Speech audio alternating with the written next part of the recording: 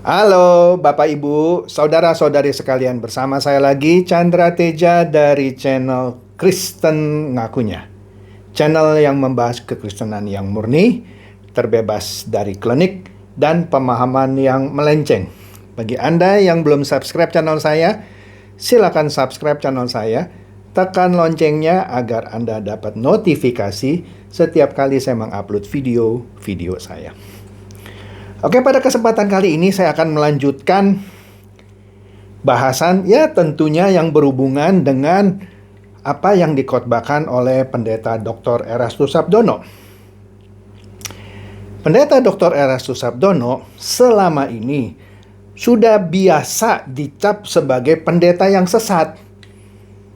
Nah, sekarang kita harus lihat dulu ya, sesat dari pandangan siapa? Kalau sesat dari pandangan yang benar, ya benarlah dia tersesat. Tapi kalau dia dibilang sesat dari orang yang tersesat, ya dia benar dong. Gitu aja kok repot gitu ya. Tanya Gus Dur deh ya. Oke deh, jadi begini ya. Saya harus memberikan latar belakang dulu nih sedikit sebelum saya lanjutkan apa yang sudah dikhotbahkan oleh Pendeta Dr. Erastus Sabdono. Kalau saya perhatikan khotbah-khotbah Pendeta Dr. Erastus Sabdono itu jauh berubah ya dari khotbah-khotbahnya mungkin 20 tahun yang lalu. Oke. Mengapa dia berubah? Karena dia menemukan kebenaran setiap kali dia menggali isi Alkitab. Kekristenan dewasa ini boleh dikata adalah kekristenan yang sudah diencerkan. Kalau saya mau bilang dimelencengkan, kayaknya kasar ya. Saya bilang aja sudah diencerin gitu ya. Kayak cat yang harusnya kental dicampur tenernya kebanyakan. Jadi encer gitu Kristen ini. Oke? Apa misalnya? Ajaran yang mengajarkan bahwa orang kalau percaya kepada Tuhan Yesus, maka dia otomatis masuk surga. Gak peduli di dunia dia masing bejat, pencuri masing mencuri, penipu masing menipu, koruptor masing korupsi, dan seterusnya. Nggak peduli katanya. Pokoknya saya percaya sama Tuhan Yesus, mati masuk surga. Ini memalukan. Ya, memalukan. Itu artinya Anda juga nggak baca kitab Wahyu, ya, yang menyatakan nanti manusia dihakimi berdasarkan perbuatan, bukan berdasarkan agamanya. Anda punya Alkitab, baca deh kitab Wahyu. Kemudian Pak Yohanes 3 ayat 16 kan bilang barang siapa yang percaya tidak akan binasa, melainkan beroleh hidup yang kekal. Dalam hal ini percaya terhadap Yesus gitu ya. Oke, percayanya itu apa dulu? Saya pernah melakukan survei singkat kepada sejumlah orang Kristen, ngaco semuanya. Apa menurut kamu itu percaya? Yakin Pak? Apa yakin? Yakin masuk surga? Gampang banget gitu ya. Begini loh, percaya itu artinya menuruti dan melakukan semua kehendak Bapa, ya, yang juga difirmankan oleh Yesus. Kalau Yesus bilang jangan mencuri, jangan mencuri. Jangan berzina, ya jangan berzina. Anda lakukan itu, ya Anda artinya tidak percaya sama orang yang mengajari Anda. Udah itu aja gampang. Bukan artinya bilang, saya percaya Yesus juru selamat, ting masuk surga gitu ya. Anda dibodohi itu, ya. Nah, inilah kekristenan yang diencerkan. Karena itu Pak Erastus mau mengembalikan orang ke kekristenan yang benar. Salah satunya adalah ingin mengajarkan bahwa, dan ini sesuai dengan Alkitab, bukan sesuatu yang dibuat-buat oleh Pendeta Dr. Erastus Sabdono, bahwa Yesus ketika dilahirkan melalui Bunda Maria, ya, yang tentu dikandungnya dari Roh Kudus, kata Alkitab gitu ya. Itu adalah manusia 100%. Nah, banyak orang yang marah gitu ya. Enggak bisa Pak, Yesus itu 100% Allah, 100% manusia. Loh, kalau Yesus itu 100% Allah, 100% manusia, kan ada ayat yang bilang, kuduslah kamu sebab aku kudus. Maka orang Kristen akan selalu bilang, nggak mungkin lah, Yesus kan 100% Allah, pasti dia kudus. Kita kudis gitu, karena kita punya darah dan daging. Padahal Yesus itu juga manusia. Jadi kalau manusia yang namanya Yesus ini bisa untuk tidak berbuat dosa dan dia bisa jadi kudus, maka kita manusia harusnya juga bisa. Itu tujuan ajaran pendeta Dr. Eros Susabdono. Loh kok marah? Enggak Pak, Yesus 100% Allah, 100% Tuhan. Sakarep mula. Nah, saya mau nunjukkan lagi nih ya, bukti-bukti yang tak terbantahkan. Tapi kalau Anda masih ngeyel, bilang, Pak Chandra itu sama aja sama pendeta Dr. Eros Susabdono, saksi Yehova. Jauh coy, jauh. Pak Chandra sama pendeta Dr. Eros Susabdono itu ngikutin Arius itu yang sesat. Jauh coy. Oke deh, itu intro ya. Nah mari kita lihat ya. Selalu saya pakai ayat ya supaya jelas. Kita lihat dulu nih ya satu ayat. Yang mungkin jarang dibaca sama orang Kristen ini. 1 Korintus 15 ayat 45. Seperti ada tertulis, manusia pertama, Adam, menjadi makhluk yang hidup. Tetapi Adam yang akhir menjadi roh yang menghidupkan. Siapa Adam yang akhir? Ya Yesus itu. Adam itu artinya apa? Manusia. Ya. Masa nggak ngerti Adam itu manusia? Oke deh. Kemudian lanjut dah nih ya. Ayat berikutnya. Kita lihat Yohanes 14 ayat 28. Ini sekaligus mau menegaskan soal Yesus itu lebih rendah dari Allah Bapa. Kan selalu orang bilang setara, sama-sama Allah. Kita baca Yohanes 14 ayat 28. Kamu telah mendengar bahwa aku telah berkata kepadamu, aku pergi tetapi aku datang kembali kepadamu. Sekiranya kamu mengasihi aku, kamu tentu akan bersukacita karena aku pergi kepada Bapakku. Karena Bapa lebih besar daripada aku. Yang ngomong ini Yesus sendiri loh. Tulisannya merah loh. Terus Anda masih mau bilang setara. Aduh. Dungu banget ya. Sorry ya kalau omongan saya kasar ya. Memang kadang-kadang orang Kristen yang ngotot dia paling benar harus dikasarin. Jadi saya mohon maaf ya. Oke, kemudian Matius 24 ayat 36. Tetapi hari dan saat itu tidak seorang pun yang tahu. Malaikat-malaikat di sorga tidak, dan anak pun tidak, hanya Bapa sendiri. Ini berbicara mengenai hari kiamat. Malaikat tidak tahu, anak itu juga nggak tahu, yaitu si Yesus ini. Hanya Bapa yang tahu sendiri. Masih Anda mau bilang Yesus itu ketika di dunia itu 100% Allah, 100% manusia? Aduh, lanjut. Matius 26 ayat 39. Maka ia maju sedikit lalu sujud dan berdoa. Katanya, ya Bapakku, jikalau sekiranya mungkin biarlah cawan ini lalu daripadaku. Tetapi janganlah seperti yang ku kehendaki, melainkan seperti yang engkau kehendaki. Ini pernah saya bahas ayatnya di video sebelumnya. Tapi cepat aja di sini. Ini berbicara mengenai Yesus berdoa di Taman Getsemani. Dia tahu bahwa dia mau disalib dan dia minta kalau boleh cawan ini adalah penyalipan. Berlalu daripadaku. Dia mau supaya tidak disalib. Sakit itu disalib gitu ya. Tetapi dia merendahkan dirinya. Dia tidak mau memaksakan kehendaknya. Dia bilang kehendakmu saja yang jadi.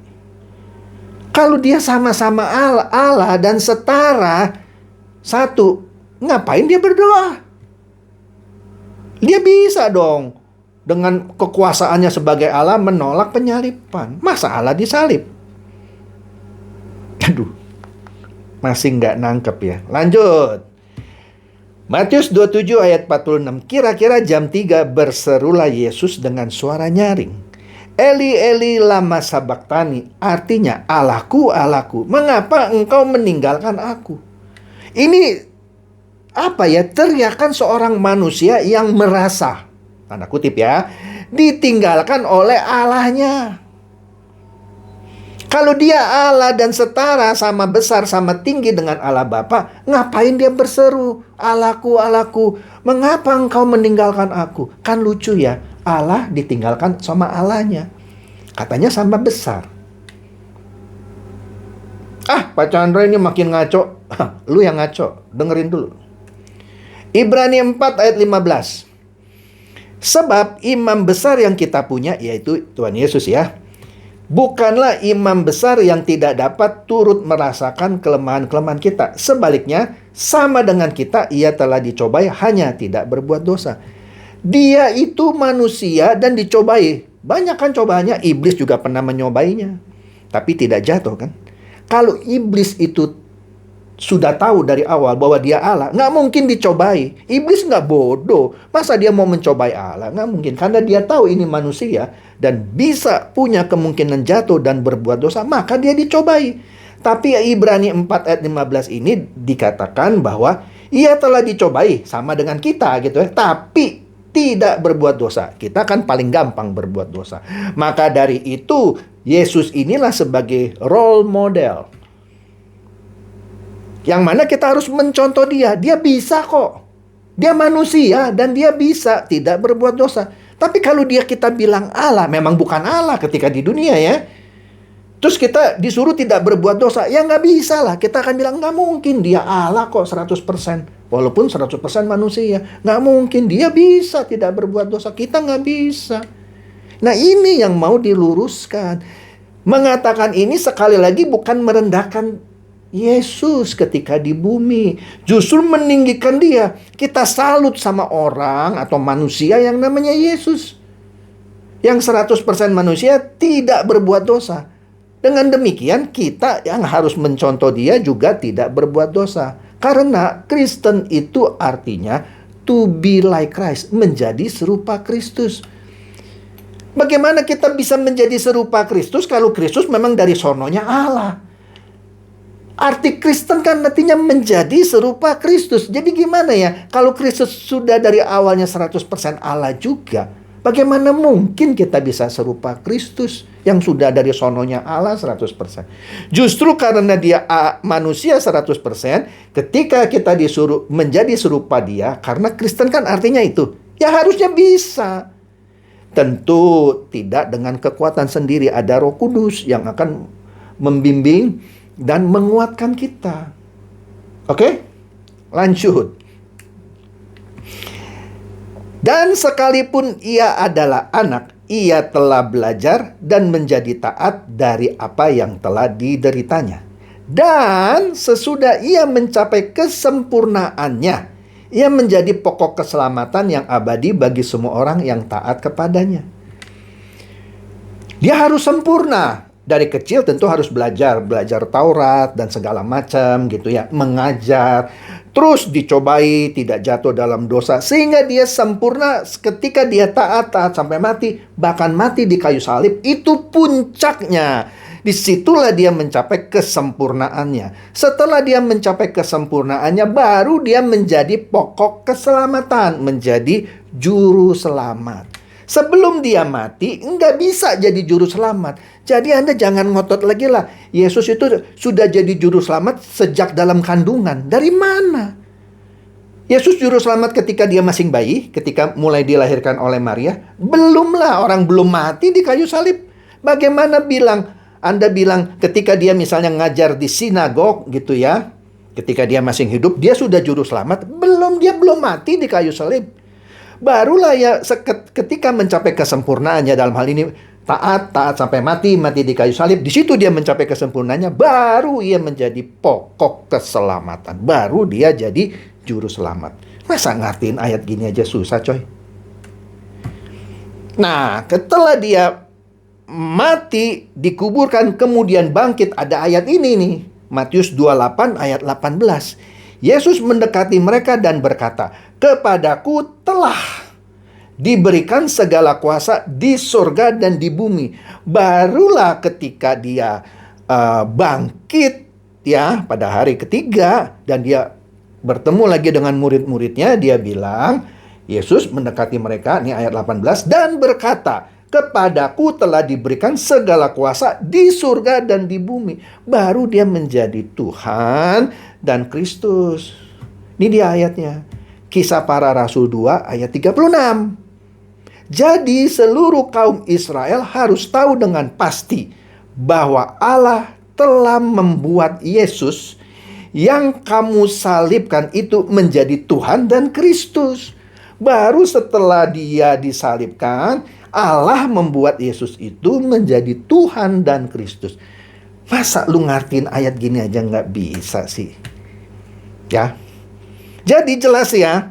Maksudnya Pak Erastus mengajarkan Yesus itu ketika di dunia 100% manusia, bukan berarti dia merendahkan Yesus. Oke, Yesus sekarang adalah Tuhan dan Kristus. Dia juru selamat. Dia juga Allah sekarang. Nggak heran, Musa pun dijadikan Allah bagi Firaun. Ya, Yesus juga Allah. Jadi jangan bilang lagi lah Yesus menurut Pak Eras bukan juru selamat. Lu dengerinnya belum habis. Nah, ini aja juga belum habis Pak Erastus berseri-seri itu. Ya, makanya jangan sok pintar. Makanya saya sudah bilang, Anda masing pakai celana monyet, pendeta Dr. Erastus Sabdono sudah pakai celana King Kong. Jadi kalau mau bilang dia sesat ya, lu dengerin dulu sampai akhir. Jangan baru dia ngomong sedikit, lu potong gitu. Terus lu bilang dia sesat. Lu ngaco coy. Oke deh, jadi jelas ya bahwa tujuan Pak Erastus mengajarkan bahwa Yesus adalah manusia seutuhnya, itu bukan merendahkan dia. Itu juga kata Alkitab. Mengatakan bahwa Yesus tidak setara dengan Allah, Alkitab pun juga bilang demikian. Yesus yang bilang sendiri, Bapa lebih besar daripada aku. Astaga, masa lu masih ngotot coy? Oke deh, itu saja. Semoga ini mencerdaskan dan mencerahkan Anda semua. Silakan share video saya ini kepada teman-teman, sahabat, atau kerabat supaya mereka tambah cerdas dan tercerahkan. Seperti biasa, Shalom.